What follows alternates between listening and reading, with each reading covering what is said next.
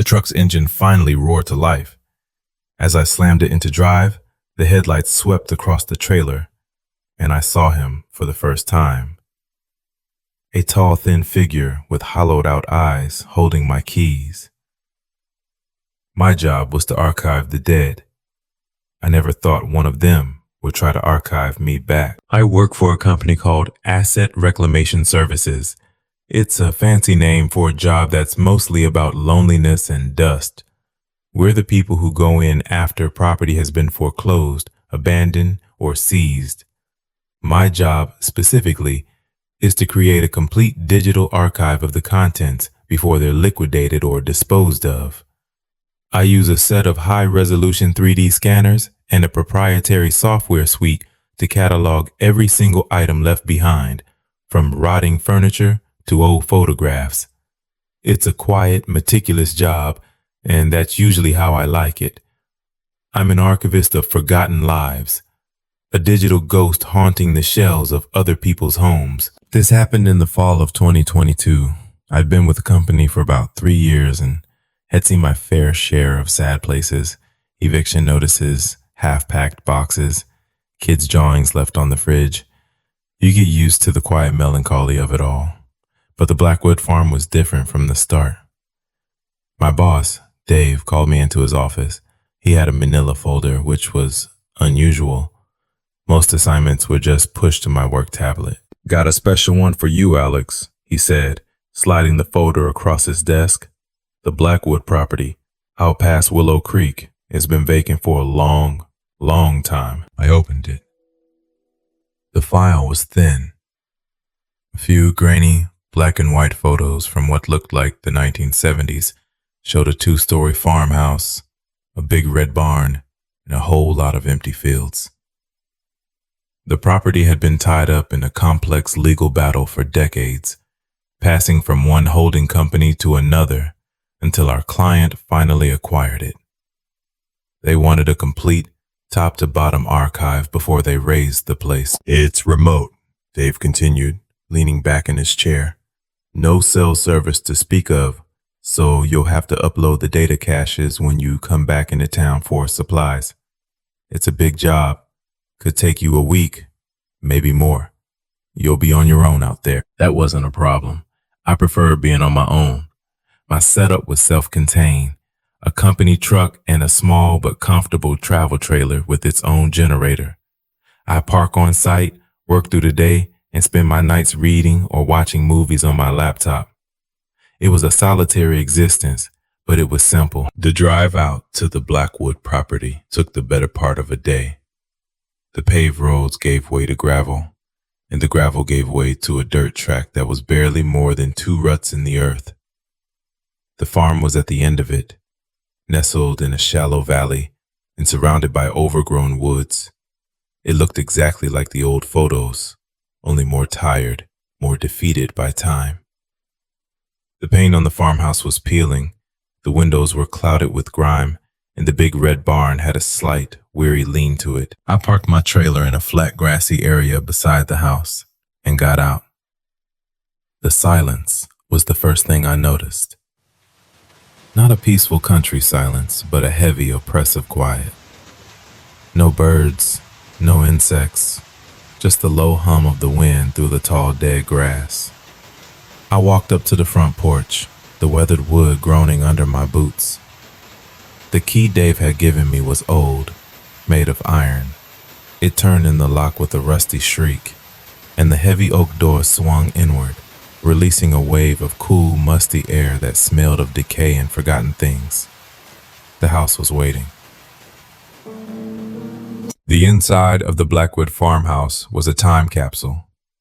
Everything was coated in a thick, uniform layer of gray dust. So dense, it softened the edges of the furniture and draped over everything like a funeral shroud. The air was still and cold.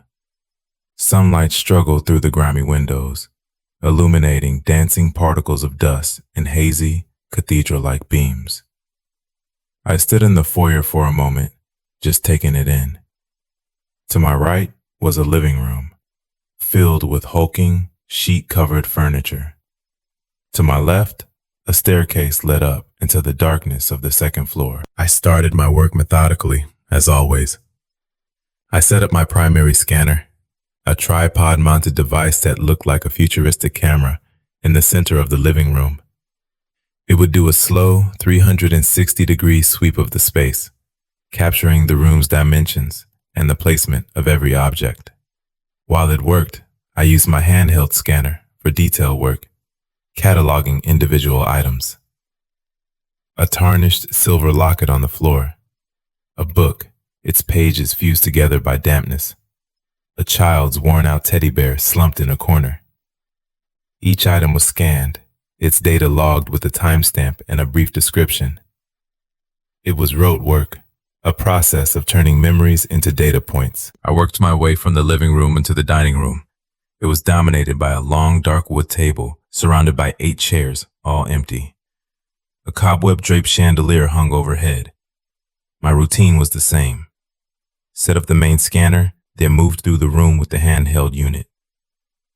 That's when I saw it. On the far side of the room, above a brick fireplace, was a heavy wooden mantelpiece. Everything on it was covered in the same thick blanket of dust, except for one thing. A single teacup sat near the edge. It was made of fine, white porcelain with a delicate blue floral pattern, and it was perfectly, immaculately clean. It shone in the dim light, a stark, white beacon in a sea of gray. There wasn't a speck of dust on it. I stopped what I was doing and just stared at it. My mind immediately started cycling through rationalizations. Maybe a surveyor from one of the previous holding companies had come through years ago, picked it up, wiped it off, and put it back. Maybe a local kid had broken in for a dare and left it as a prank. It was strange, but not impossible. I walked over and picked it up. It felt cool and smooth in my hand. I logged it with my scanner, item 34, porcelain teacup, condition pristine, and made a mental note of its strangeness. I told myself not to be paranoid.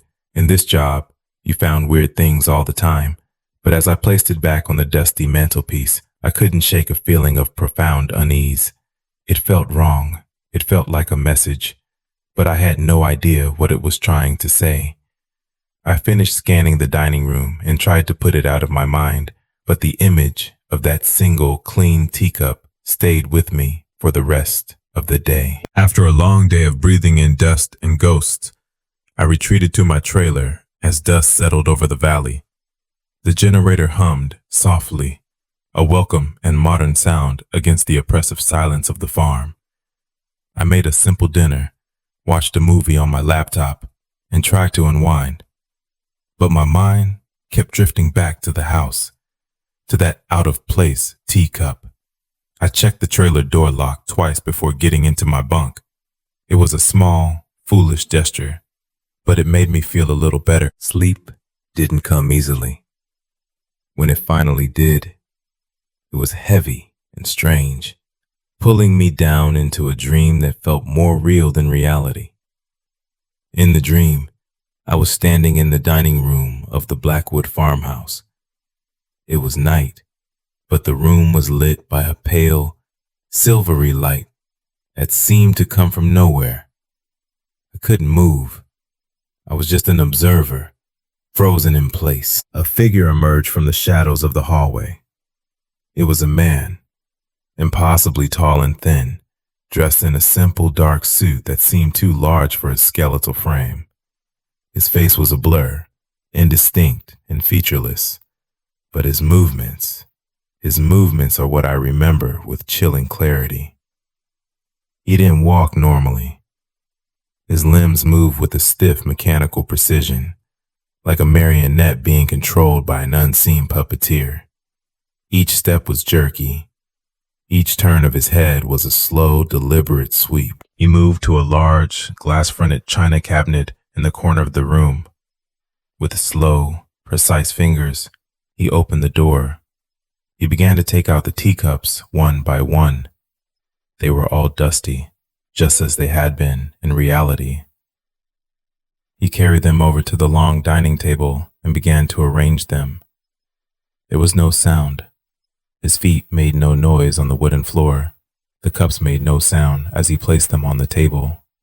He arranged them in a specific pattern, a long, neat row down the center of the table. He finished with the last cup, the clean one I had found on the mantelpiece, placing it at the very head of the row. Then he turned his blank, featureless face towards the spot where I was standing in the dream. I woke up with a jolt, my heart pounding in my chest. The inside of the trailer was pitch black, save for the small power light on my laptop. I was breathing hard, covered in a cold sweat.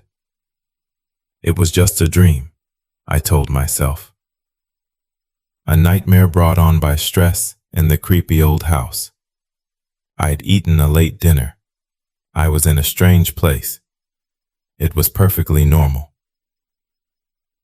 I lay there for a long time, listening to the hum of the generator and trying to force the image of the tall, jerky man out of my head. Eventually, I drifted back into a restless, dreamless sleep. The next morning I woke up feeling groggy and unrested. The dream lingered in my mind like a bad taste. I made a strong cup of coffee, trying to shake off the lingering sense of dread. It was just a dream, I repeated to myself, a mantra to ward off the irrational fear that had taken root in the night. It was a new day. I had a job to do. I grabbed my equipment and headed back to the house. The air inside felt even colder than the day before. I decided to start on the second floor, wanting to put as much distance as possible between myself and the dining room that had started my nightmare. The upstairs was much like the downstairs, bedrooms filled with the ghostly shapes of old furniture, a bathroom with a rust-stained tub, all of it blanketed in that same suffocating dust. I worked for hours, losing myself in the familiar, methodical process of scanning and cataloging. It was calming. It made the world feel ordered and logical again. By midday, I had finished the second floor and knew I couldn't put it off any longer. I needed to finish the ground floor, and that meant going back into the dining room to retrieve the main scanner I had left there. I walked down the creaking stairs and pushed open the dining room door. And then I froze, my hand still on the doorknob, my breath caught in my throat. The teacups, they were on the table. They were arranged in a single, neat row down the center of the dark wood, just as they had been in my dream. The dusty cups from the cabinet, and at the head of the row, shining in the dim light, was the one pristine, clean cup. My first thought was a surge of pure, unadulterated panic. My heart hammered against my ribs. This was impossible. This couldn't be happening. I backed away slowly, my eyes wide, scanning the room for any sign of what? An intruder? A ghost? Then, my rational mind kicked in, desperately trying to wrestle control back from the fear. Sleepwalking. That had to be it. I was exhausted, stressed out. I must have gotten up in the middle of the night, walked into the house in my sleep, and arranged the cups myself. My brain, influenced by the creepy atmosphere, had fabricated the dream of the tall man to explain my own actions. It was the only explanation that made any sense. It had to be. I walked cautiously over to the table. The dust on the tabletop was disturbed. There were clean spots where the cups now sat, and faint smudges around them. Footprints. I checked the floor. My own boot prints from the day before were there, and a new set, fainter, leading from the hallway to the table and back. I must have been sleepwalking. I told myself that over and over again. But as I stood there in the silent, cold room, a gnawing feeling deep in my gut told me I was lying to myself. The fear was real. Something was terribly wrong here. I couldn't bring myself to go back to work right away.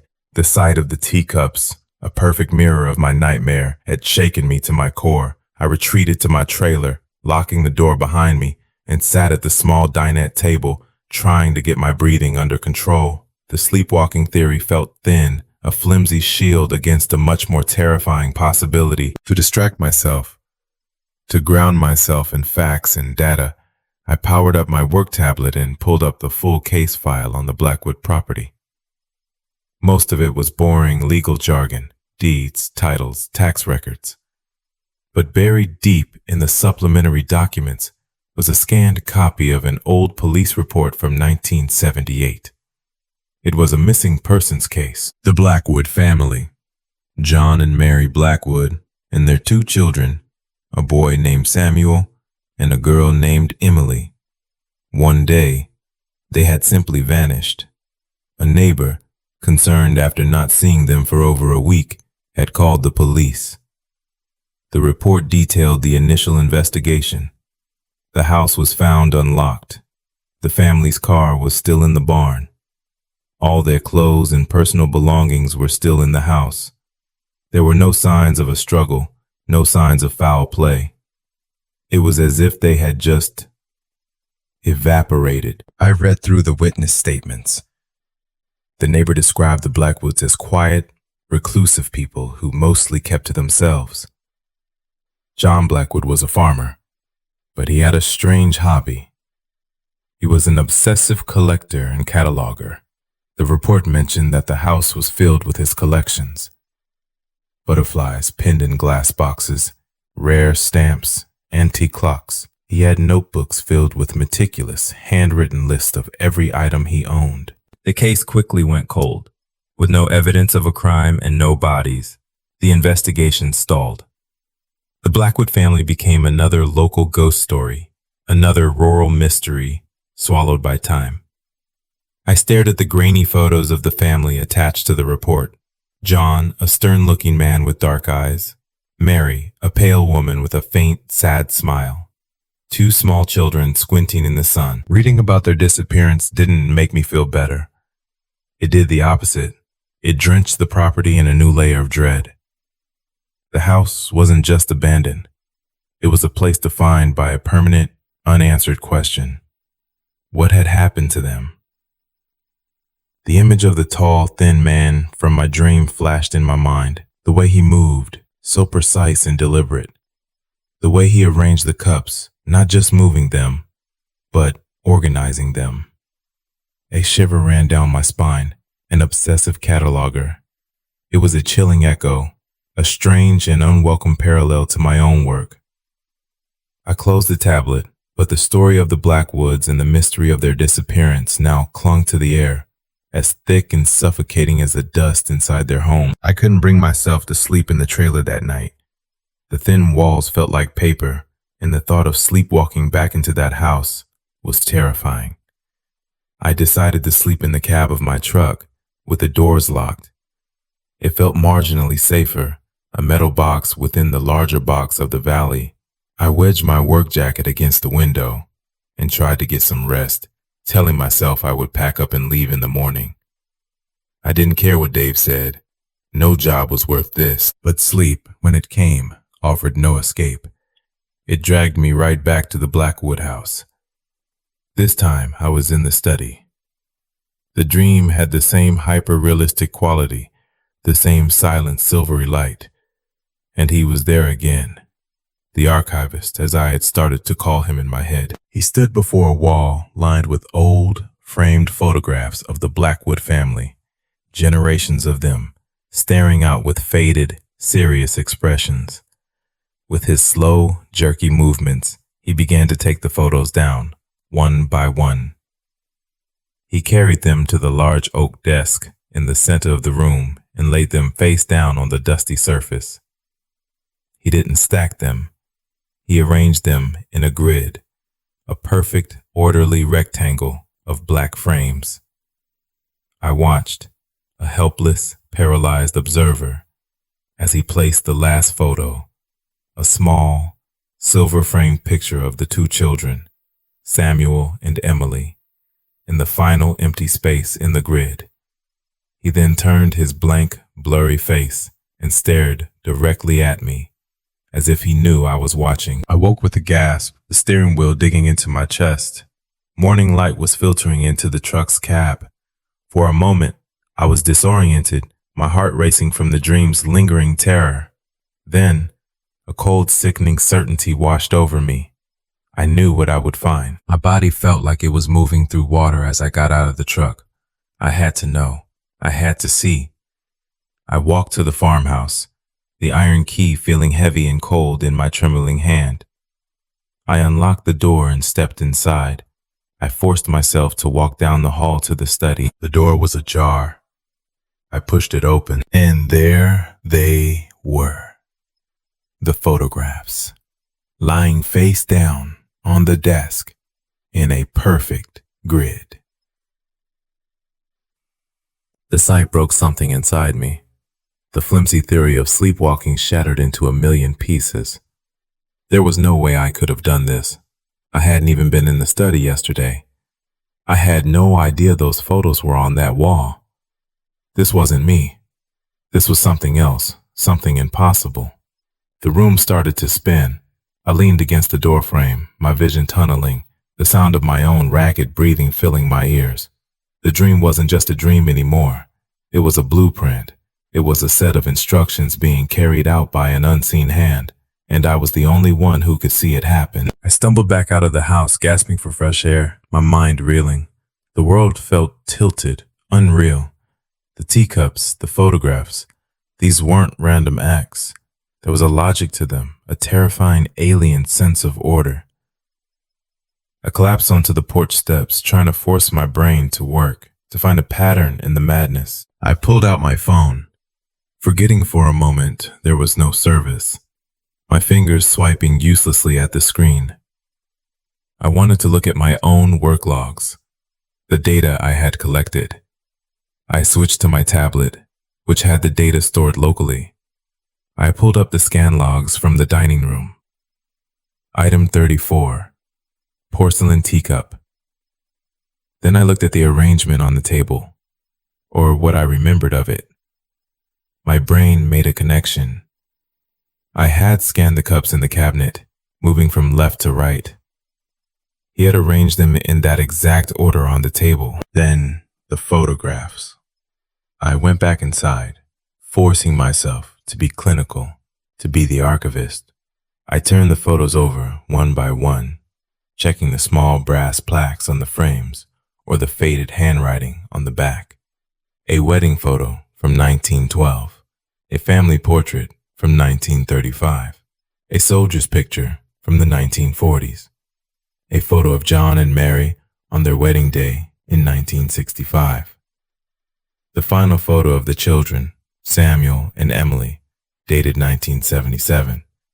He had arranged them chronologically. A wave of cold washed over me that had nothing to do with the temperature.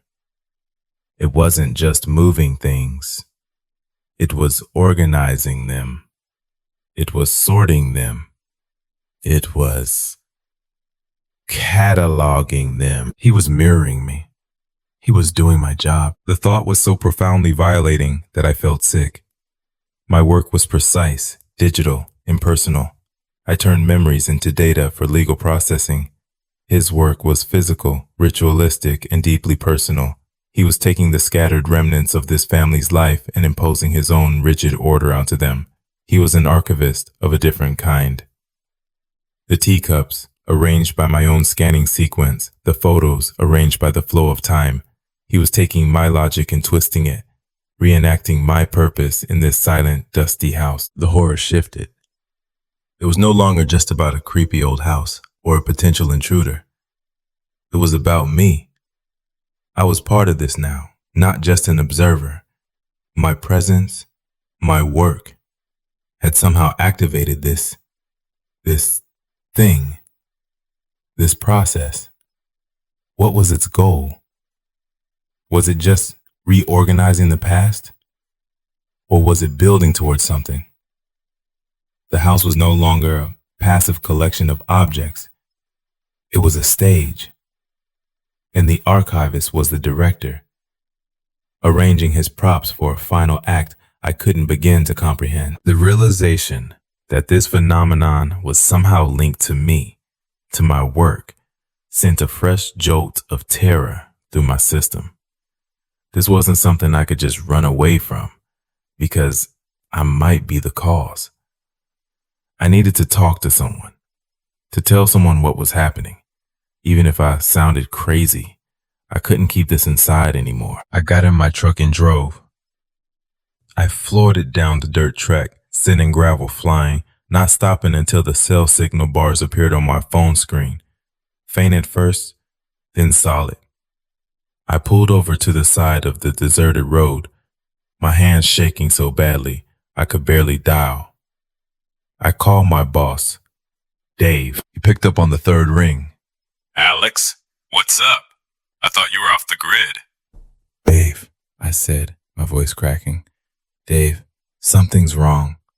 Something's happening at the Blackwood place. I tried to explain. I told him about the teacups, the photographs, the dreams. The words tumbled out of me in a frantic, disjointed mess. As I spoke, I could hear how I sounded, unhinged, paranoid, completely irrational. There was a long silence on the other end of the line. Alex, slow down, Dave finally said, his voice calm and measured, the kind of voice you use with a spooked animal or a hysterical child. You've been out there for a couple of days, all alone. It's a creepy old place. Your mind is probably just playing tricks on you. But if it— No, Dave, you don't understand, I pleaded. It's real. The objects are actually moving. They're matching my dreams. You're probably sleepwalking, he said, echoing my own discarded theory. You're overworked, stressed. Look, why don't you just pack it in for the day? Drive into town, get a motel room, have a decent meal. Get a good night's sleep in a real bed. You'll feel better in the morning. I'm not going back there, Dave, I said firmly. There's something wrong with that house. His tone hardened slightly. Alex, listen to me. Our client is a multi-million-dollar investment firm. This Blackwood archive is a top priority. They want it done by the end of the week. I need you to pull it together and finish the job. Take a break, clear your head, and get back to it. That's an order. The finality in his voice was like a door slamming shut. He didn't believe me. He thought I was losing my mind. The system I relied on, the company I worked for, my boss, they were not going to help me. They were just another wall of disbelief. The theme of every horror story I'd ever heard rang true. You are on your own. I hung up the phone, a profound sense of isolation washing over me. No one was coming to help. No one would even believe me. I was alone with this thing, this silent, methodical entity that was waiting for me back at the farm. And it knew I would be back. I didn't take Dave's advice. The thought of sleeping in a motel only to wake up and have to drive back to that valley of silence was unbearable. And a deeper, more terrifying thought had taken hold. What if it wasn't tied to the house? What if it was tied to me? If I slept in a motel, would I dream of the archivist rearranging the cheap art on the walls or lining up the little soap bars in the bathroom? The fear was portable now. So I drove back. It was a stupid decision born of a desperate, irrational need to confront the situation, to not let it chase me away. I parked the truck next to my trailer, the setting sun casting long, distorted shadows across the property. I resolved not to sleep. I would stay awake all night, armed with a heavy mag light and a tire iron, and watch. I would see who or what was doing this. I sat in the dark cab of my truck, watching the house. For hours, nothing happened. The moon rose, bathing the farmhouse in a pale, ethereal glow. My eyelids grew heavy. I drank lukewarm coffee from a thermos, slapped my own face, and did everything I could to stay awake. But exhaustion is a patient predator. Sometime after 2 a.m., my head slumped against the window, and I was gone. The dream started instantly. But I wasn't in the house this time. I was in my trailer. I was standing by the small galley kitchen, looking towards my bunk. And the archivist was there. He was inside my space, my sanctuary. He moved with the same slow, jerky precision, his tall, thin frame barely fitting in the cramped space. He wasn't touching the trailer's contents. He was focused on my things. He picked up my wallet from the small dinette table. He turned it over in his hands, then placed it down. He picked up my truck keys, their metal teeth glinting in the silvery dreamlight. He placed them next to the wallet. He picked up my phone, its screen dark and lifeless. He placed it next to the keys. Then he picked up the dog-eared paperback I had been reading.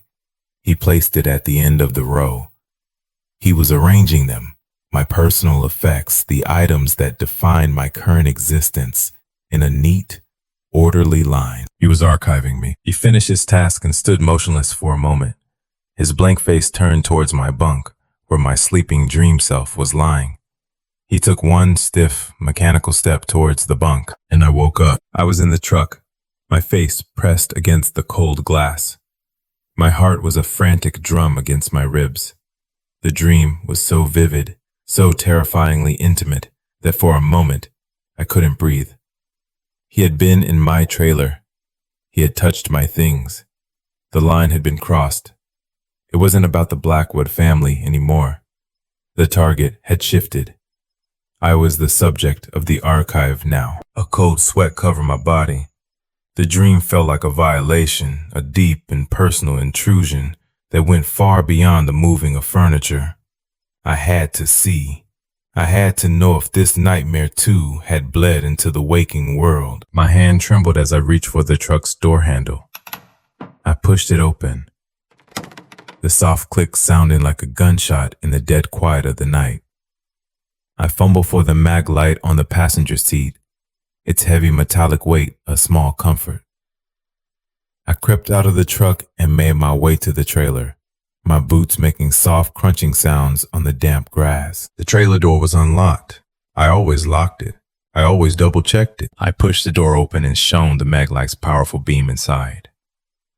My blood ran cold.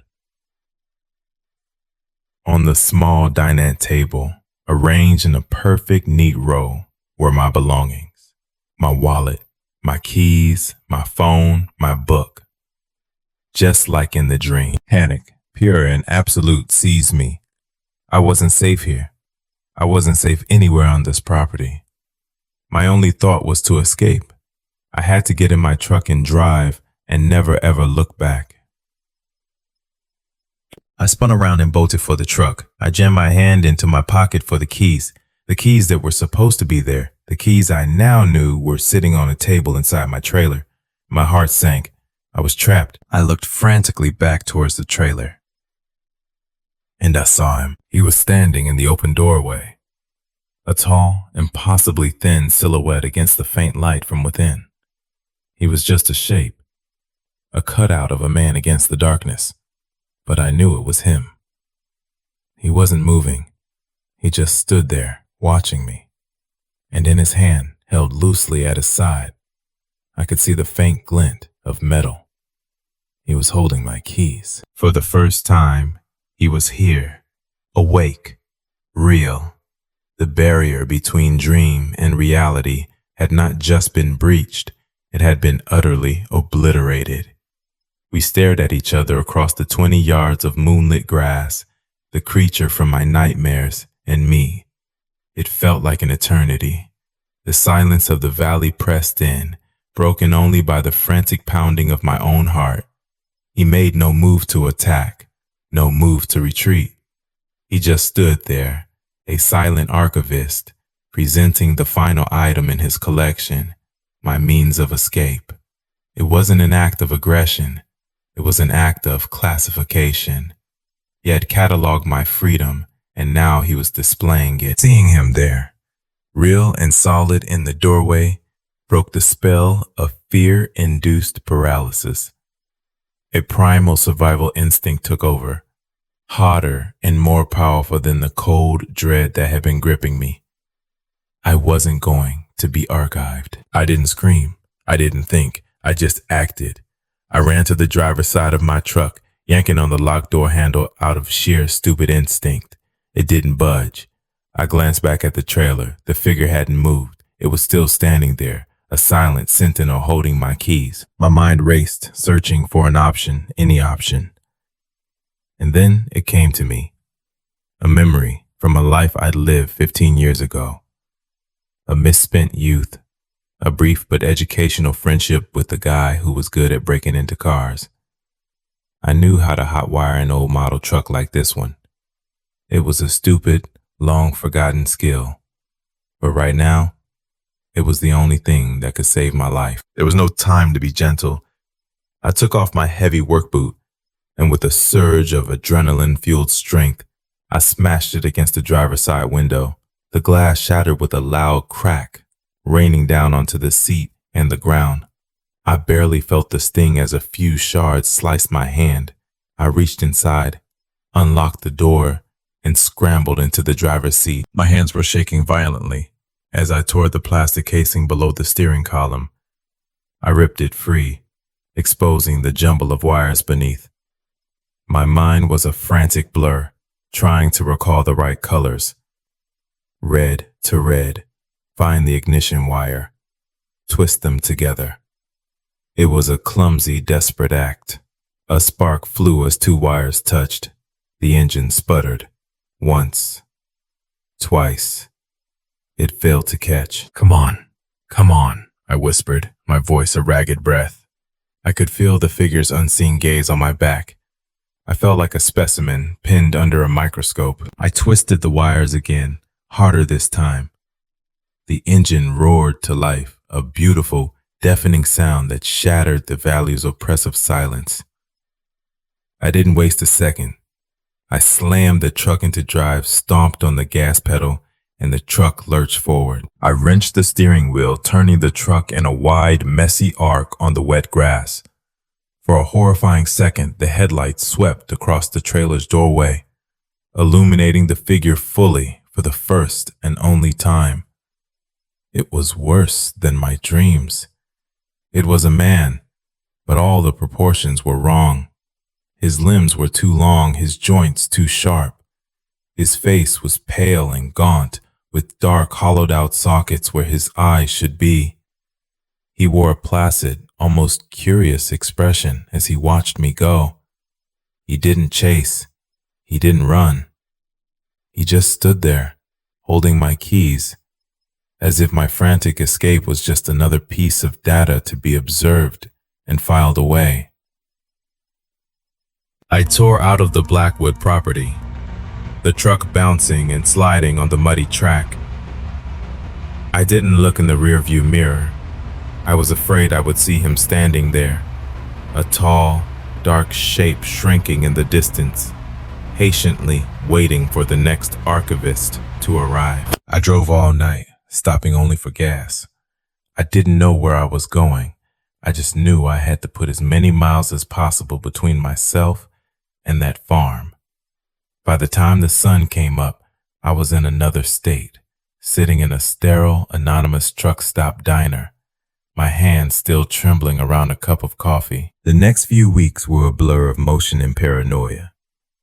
I drove to the nearest major city and abandoned the company truck in a long-term airport parking garage. I sent Dave a one-line email. I quit. I knew he wouldn't come looking for me. A crazy employee who stole a truck was a liability he'd be happy to write off. I bought a bus ticket and traveled for days, eventually ending up in a city on the other side of the country where I knew no one. I found a small, dingy apartment and tried to build a new life, but the experience at the Blackwood farm had left a deep and permanent scar on my psyche. I suffered from terrible insomnia. Every time I closed my eyes, I saw the tall, jerky figure, the hollow sockets of his eyes, the placid look on his face as I fled. When I did manage to sleep, my dreams were anxious and chaotic, filled with a sense of being watched. My habits changed. I, a man who had built his career on order and meticulous organization, could no longer stand things being neat. I left my apartment in a state of perpetual, deliberate chaos. Clothes were left in piles on the floor. Dishes were left in the sink. Books were stacked randomly, their spines facing the wall. I couldn't bear to see anything arranged in a line, in a grid, in any kind of discernible pattern. Order had become a trigger.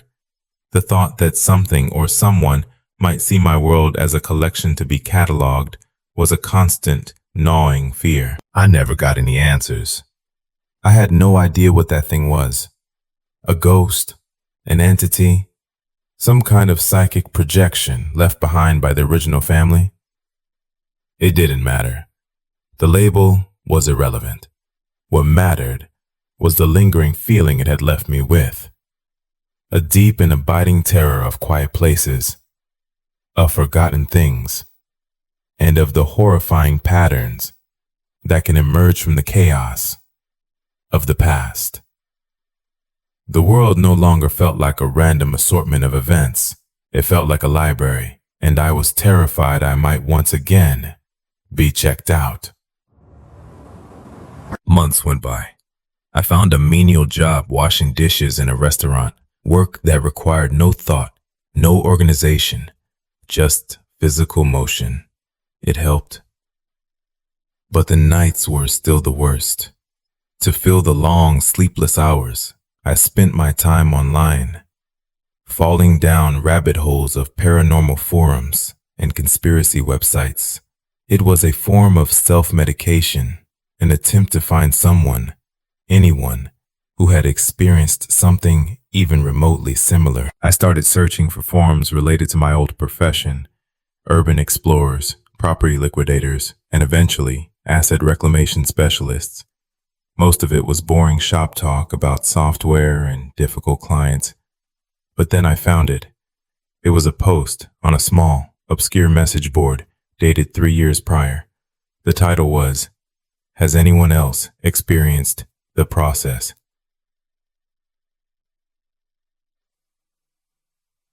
My heart started to pound as I clicked on it. The post was from an anonymous user. He said he had worked for a different asset reclamation company on the other side of the country. He described an assignment at an abandoned sanatorium, a place with a long, dark history. He wrote about the dreams. He described a tall, thin figure with a strange, clockwork walk. He wrote about objects moving on their own, not violently, but being rearranged, sorted, and organized according to a bizarre, hidden logic. He described the overwhelming feeling of being watched, of his own work being mimicked. It was my experience, almost word for word. I scrolled through the handful of replies. Most were dismissive, accusing the poster of making it up, but the final reply from the original poster was a short, chilling paragraph that he had written a week after his initial post. It was the last time he ever logged on. "I was wrong," he wrote. "I thought it was the place. I thought the sanatorium was haunted. I ran, but it didn't stop. Last night, I dreamed of him in my apartment. I woke up and the books on my shelf were arranged by color. I don't think it's the house that's haunted. I think it's the job. We go into these dead places. We spend our days sifting through the lives of the dead and forgotten, imposing our own order on them. We document, we catalog, we archive, and sometimes, I think, something that lives in those quiet, forgotten spaces notices us. It sees us cataloging the dead, and it decides to catalog us back." I leaned back from my cheap laptop, a cold dread seeping into my bones that was deeper than anything I had felt before. My frantic escape, my new life, my chaotic apartment. It was all for nothing. I hadn't escaped it at the Blackwood farm. I had just taken it with me. It wasn't the house. It was a job. And somewhere out there, In the silence and the dust, the archivist was still at work, patiently waiting for the right time to continue his collection. And I knew, with a certainty that stopped my heart, that one day he would come to finish cataloging me, and that's where his account ends. It makes you wonder about the quiet, forgotten places we disturb. What happens when you spend your life cataloging the past, and something from that past starts cataloging you back? If you have a story about a job that followed you home in a way you can't explain, share it in the comments below. For more accounts of the unsettling and the unexplained, don't forget to subscribe to Horror Story and hit the notification bell. Thank you for watching Horror Story. Be careful what you go looking for in the dark. You might just find it looking back.